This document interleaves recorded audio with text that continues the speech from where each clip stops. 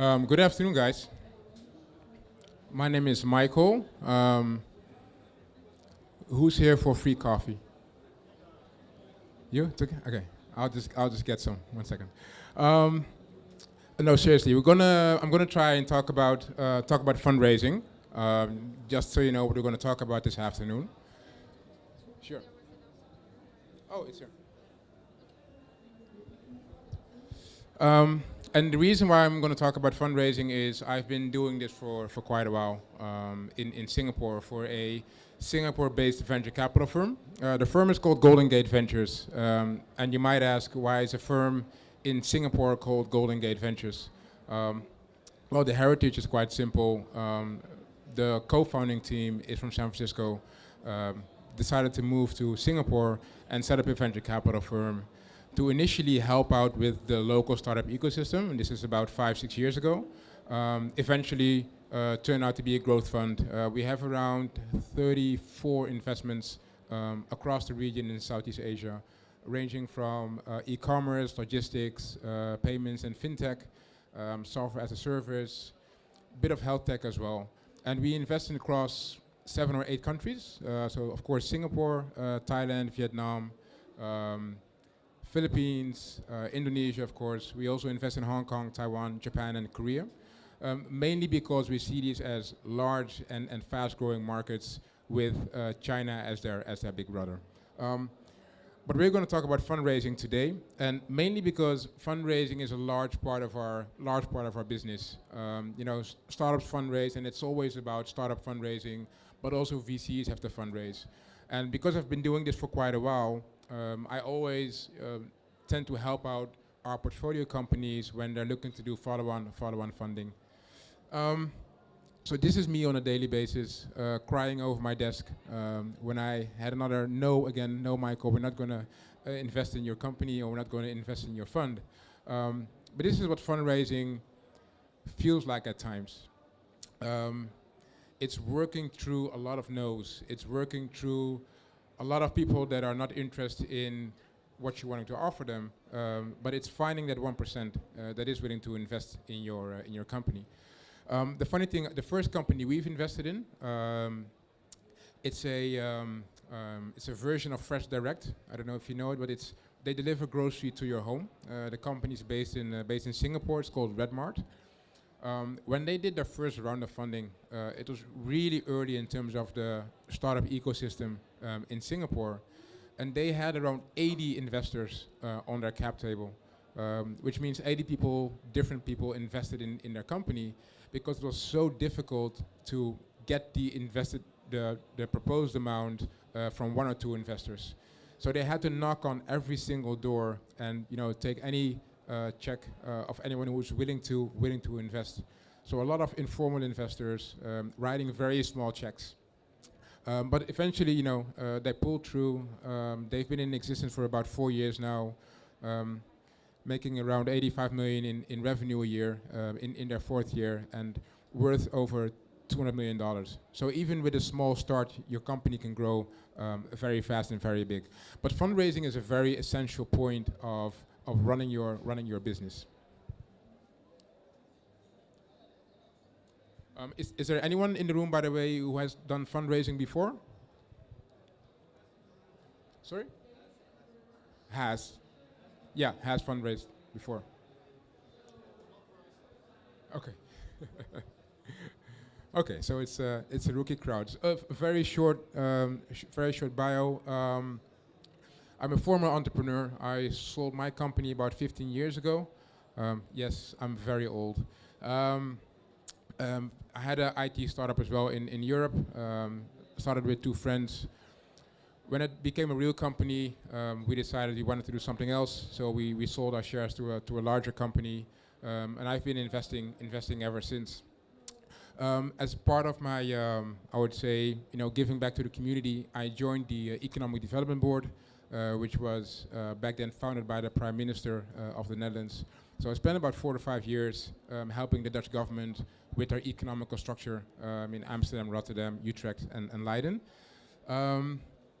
After being kind of in politics, I just want to go back to entrepreneurship. So I decided to go to Harvard And at Harvard, something strange happened. So I met well, he's now a good friend of mine. I met a guy, and he told me, I'm moving to Singapore, and I've seen some very, very interesting companies. You might need to take a look and maybe invest in one or two of them. So I had a discussion with my wife. We just bought a house, and I said, well, honey, we're moving to Singapore. And she started laughing really out loud, saying, yeah, sure. So I went by myself.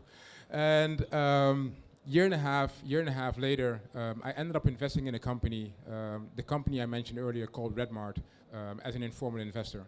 But I got really excited about the energy that was happening in Singapore at the time. A lot of young companies, young students building their first company, and trying to be the next Facebook, trying to be the next Google, trying to be the next YouTube. But they were so passionate about what they were building. And not only were they passionate, they were also very, very good in technology and had a very straightforward vision. So we ended up staying in Singapore. My wife moved over as well. That's the good thing. We also got remarried. That's helpful. And both our kids are here as well, so that's good. I'm a startup mentor and advisor, so I have a few companies I like to advise on a weekly basis. Angel investor, and I'm a venture partner at Golden Gate Ventures.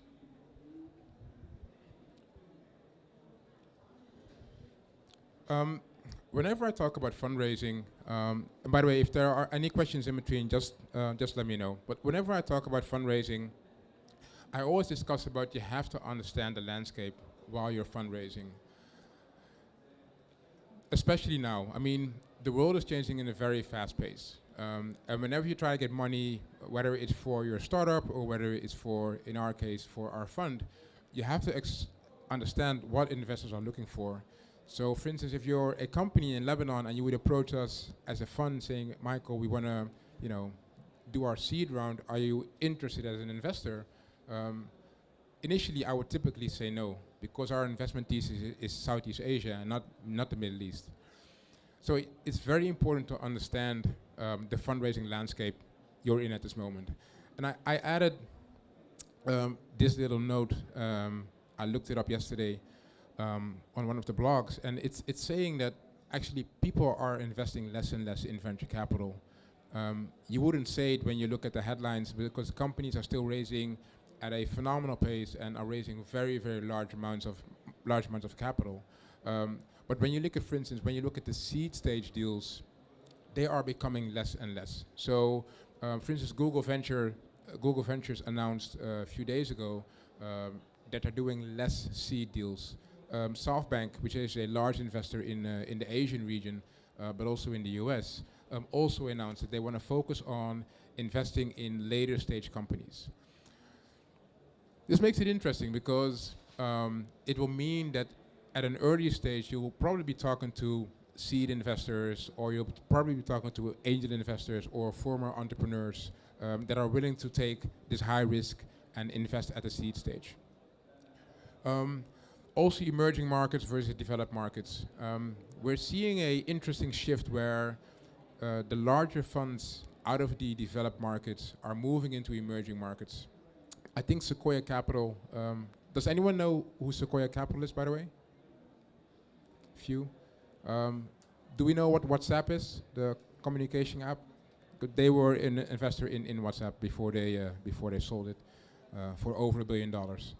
So they are a very well-known investor in the tech startup space. When you look at the profile, so they were very well-known in the US. Then about 12 years ago, they decided to move to China. And this was at a time where China wasn't in the news every single day for the immense amount of startups they have. So they came in this region really early. About 7 years ago, they decided to go to India. So they invested in companies in India. Now India is booming. About 4 or 5 years ago, they moved into Southeast Asia. So you see all these large investors go into these emerging markets and try to find the newest deals. But this is an interesting phenomenon. Because if you follow these large investors, you can almost see where the trend is going. You could almost feel what is going to happen in the next few years. And what is interesting is, so Geeks on a Plane, which is an event from 500 startups, is also a well-known investor globally. And they're actually doing a tour as we speak in the Middle East, talking to investors and talking to startups. So again, we're seeing a shift that larger investors are moving to emerging markets, to find new deals. And when you are a startup, I think you need to know this. You need to know what are the moves that the large companies or the large investors are making. Why are they making these moves, and how can I anticipate when I'm doing my fundraising?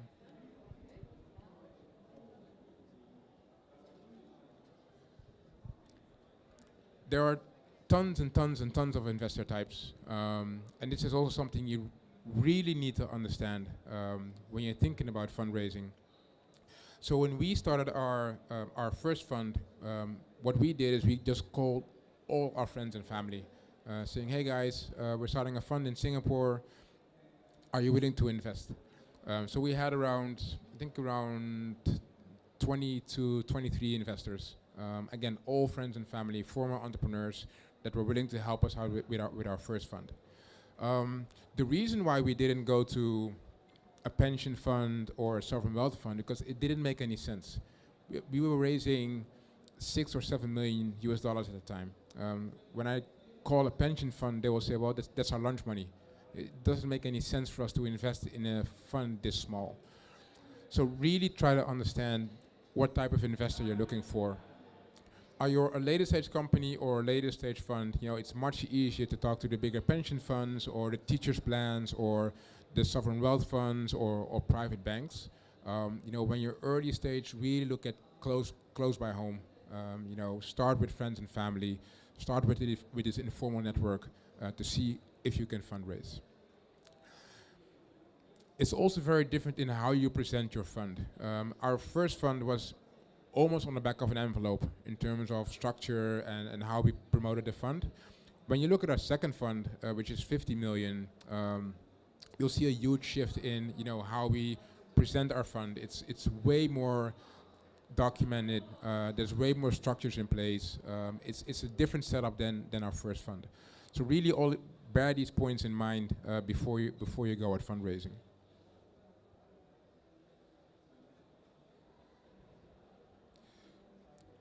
I always ask the startups that I talk to, when is going to be when do you envision your next fundraise? And then most of them will say, well, we have about 3 months in runway, so we might start next month.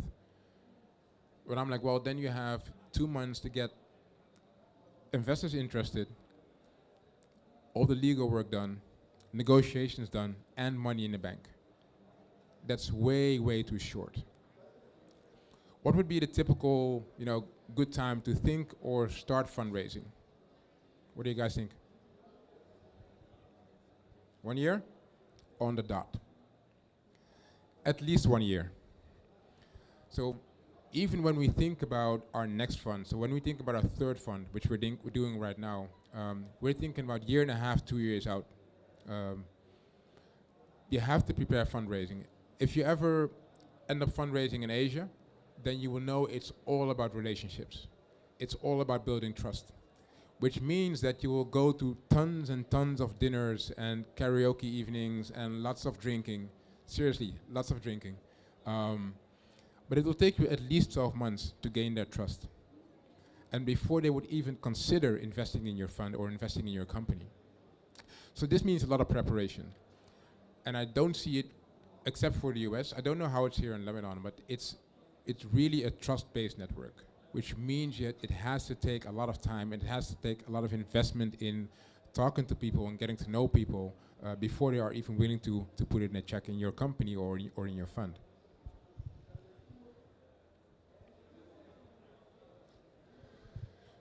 And also make sure that when you're fundraising, please make sure that you understand how much you're raising and why you are raising this amount. It might sound weird, but we had ability to raise twice our fund size for Southeast Asia. But for us, it didn't make any sense. Because then I would be sitting on $100 million, and what am I going to do? I mean, where am I going to invest this money? You have to make sure that whenever you raise money, it fits your investment thesis. So we decided to go for a $50 million fund. Reason being is that we're seeing the ecosystem grow, but it's not as big as it is in the US, or it's not as big as it is in India or in China, where you could easily spend $100 million in 4 years' time in deals. In Southeast Asia, it's a bit more difficult. And I almost think it would be the same here in Lebanon as well. With the ecosystem being this young, you would really have to fit your thesis on the companies you want to invest in, or decide, we're willing to do a fewer amount of investments with bigger check sizes over the years that we're investing in. But really understand what you're raising this money for and how you're going to use it. A friend of mine, and I can't name his name unfortunately, but a friend of mine sits on a large, so it's $1.2 billion fund. They've invested in a company called Instagram, and he made a decent return. And I was like, we need to celebrate. And he said, yeah, well, the return was like, okay. I'm like, what? This was insane. If I would make this return, I wouldn't be standing here. I would be on the Bahamas or Hawaii. Not talking to you guys. No, just kidding. But the reason why he said it didn't make a dent in their returns, because their fund is this large size. So they would need several of these exits for them to make it count. So that's why I'm saying always make sure that you fit your investment thesis on the region or the industry you're investing in. Just make sure that you understand this. So this is the fun part. Typically when companies or funds, especially for the first or the second time, start fundraising, I'm asking you, what do you guys have in place? And most of us won't have this. Most of us are not thinking about scheduling or organizing a roadshow, really going door to door, or having a pre-marketing plan. So most of my friends were asking, why would I need a what is a pre-marketing plan even? Come on, why can I just go out and start fundraising? The reason why I truly believe in this list is twofold. I made it myself, so that's one. But the second is, I've talked to tons and tons and tons of funds, always discussing this. So the reason why you do pre-marketing is what we do is we test our investment thesis. So the moment we have all our documentation ready to go at fundraising, we don't go at fundraising directly. We test it with our peers. So we ask other VCs, we ask private equity firms, and we ask family offices. This is what we're planning to do in 12 months' time. Do you believe in our thesis? Do you think we're in the wrong direction, we're having the wrong strategy? And getting their feedback really helps your plan and really gets you more and more focused and gets you better prepared when you go at fundraising eventually. So pre-marketing is a very important part of doing your fundraising, being prepared for going out to the market. Marketing material is very important. And the reason is, if you're a startup, if you're a fund, it doesn't make any difference. It is super important. So what happens when when a company comes to a fund for a Series A investment? They would always have their investment deck ready, which 9 times out of 10 is beautiful, it's well structured, but we always have questions. We always have tons and tons and tons of questions. So we see the investment deck, and then we'll say, well, interesting, and can you show us your numbers as well? And can you show us your track record as a team? We would like to see your resumes. So don't only focus on having this investment deck ready, but think of all the material you would need to convince the investor to invest in your company. We've actually made a complete data room for all our potential investors. It's a lot of work, I know, but it's super helpful in your fundraising process. Whenever an investor asks, we have a few more questions. We'll say, here's our access to our data room. If you have any questions beyond that, let us know. And it helps you so much. It helps you focus much more. And again, the investors like to see people that are prepared. So having a data room in place helps you show that you're really prepared in this process. And this is also your timetable. You have to try and manage expectations internally with your team, but also to investors. So when we started fundraising, we told our investors our final close, so we want to have all the funds in year and a half time. So they would know, okay, within this year and a half, I would need to make a decision based on what I know. It's just managing expectations. No surprises, be very clear on what is your timetable and how you're going to structure this. I always try and stick to this list. And the other one is the fundraising team. It is not always the CEO or it's not always the senior partner which is doing the fundraising. You would have to select within your team who is the best guy, who is the best woman to head our fundraising team and to spearhead this team and to be on the road fundraising. Because in some cases, the CEO or the founder or the senior partner isn't the best person to do the presentation or isn't the best person to do the negotiation. So really think about who do you want in your fundraising team. And one of the things I've learned in my entire working life, when I sold my first company, when I started my first company, when I started my first fund, essentially nobody likes lawyers, but having a good lawyer in your team is super essential. It's super essential. They always overcharge, but no worries. No, the reason why I'm saying they're super essential is lawyers do prepare you for what's coming next. So minimizing your downside risk, it's helpful to get even if it's a good friend, get a good lawyer on board. I can really advise you when you're going out preparing your fundraise.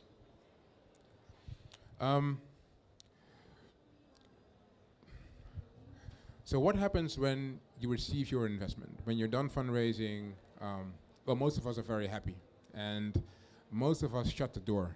We close the door, thank you for the money, and we'll see you in 10 years' time. Actually, when you're done fundraising, that's when investor relations start. That's when you make sure that you talk to your investors and you ask for their help. We've asked our investors tons of things, to make introductions, to help us with our companies, to do co-investments, to help us with our marketing. It is so important to get them involved during the entire process. Because at one point in time, and this always happens, at one point in time, you'll need them again. And it's easier if you have shared the good and the bad and say, hey, I need you tomorrow, I need you to be here, I need you to help with the marketing of our fund, than when you haven't talked to them in like a year and a half. So please make sure when the funding is in, get your investor relations in order. Super important. I decided I didn't want to talk too long and want to see if you guys were still awake. Well, most of you are, so thank you. This is my baby boy. He's 5 days old, so miss him a lot. Thank you.